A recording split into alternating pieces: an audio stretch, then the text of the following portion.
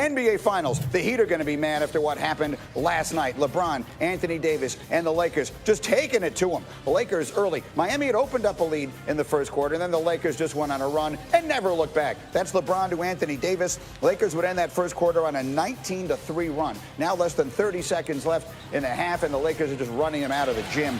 That's AD underneath. Lakers up 17 points at halftime. Third quarter, Danny Green, no. Anthony Davis, yes. He had 34 points and 9 rebounds. Fourth quarter, more from the Lakers. This is Rondo. This is LeBron.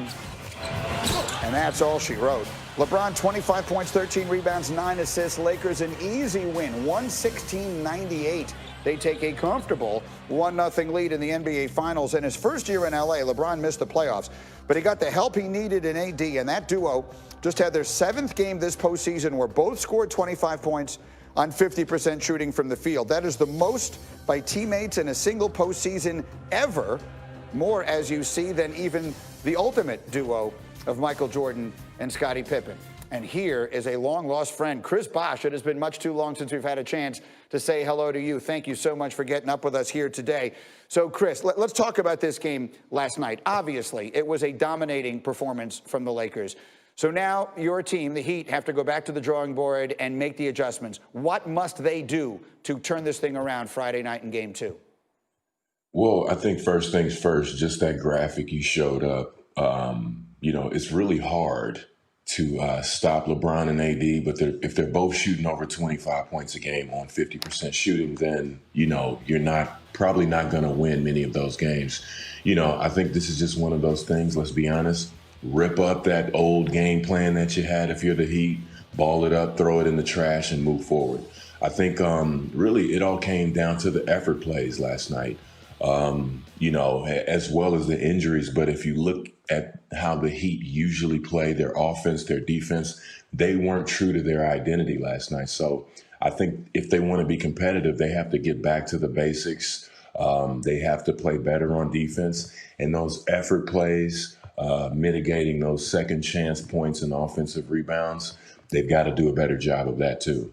You just saw a flurry of injuries, and we showed that at the beginning of our show here this morning. Jimmy Butler got hurt, Dragic got hurt, Bam Adebayo got hurt. Hopefully, they'll have all of those guys in Game 2 tomorrow night. None of them have been ruled out, at least as of yet.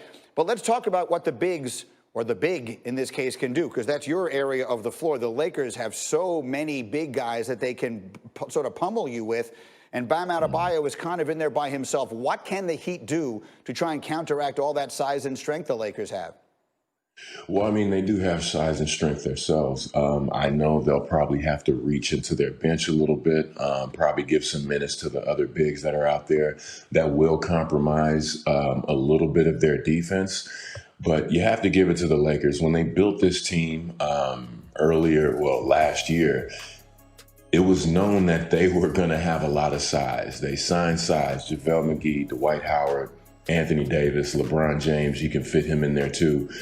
Just the size that they have and the athleticism on the front line is really second to none, probably one of the longest teams in NBA history. And that was always going to make them difficult, and especially with that defense first mentality under Vogel, you could tell that they were going to thrive in that kind of system. They have so many long arms on defense. They get in passing lanes. They can really, just hurt you down low in the paint. And, they're unique in that sense. But if I'm the Heat, I've probably got to reach into the reserves a little bit, because last night they were definitely outmatched. You had those big guys playing volleyball with the ball down there, really doing what they do. And they're going to have to find a way to stop it. Easier said than done. Chris, you were there, obviously, for LeBron's years in Miami, and it isn't a secret that upon his departure, the relationship between he and Pat Riley, it didn't end particularly well. How much more do you think this series means to both of them because of that dynamic?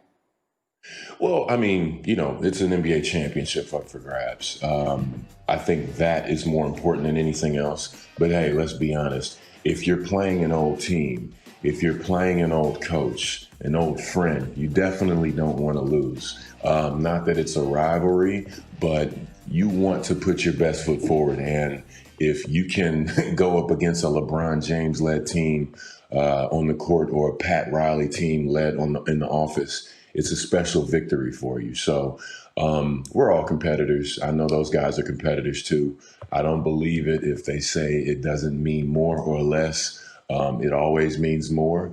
And, you know, game 2 is going to be a little bit more intense, especially after that showing last night. Heat are going to need to bring it again. That one's tomorrow night. Outstanding. Chris Bosh, it's great to see you, my man. Thank you so much for a few minutes today. I appreciate it. Good to see you too, Mike.